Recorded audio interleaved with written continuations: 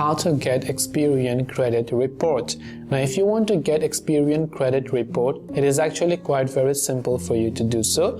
First of all, make sure that you have signed up your account with Experian. So go to Experian.com, tap the sign up now button, sign up using a mobile phone and email address. You can actually find a credit report right within Experian itself, which will redirect you to annualcreditreport.com, or you can also go to that website, which is annualcreditreport.com manually. I'll make sure to drop a direct link in the description box below. So once you come here and go to annualcreditreport.com, over here you can simply request your free credit reports from Equifax, Experian and TransUnion. So tap on request your free credit report option from here. Simply fill out a form, pick the report that you want, request and review your report, and just tap on the report button right there. That's all it takes for you to get your credit report on Experian. I hope that this video helped you.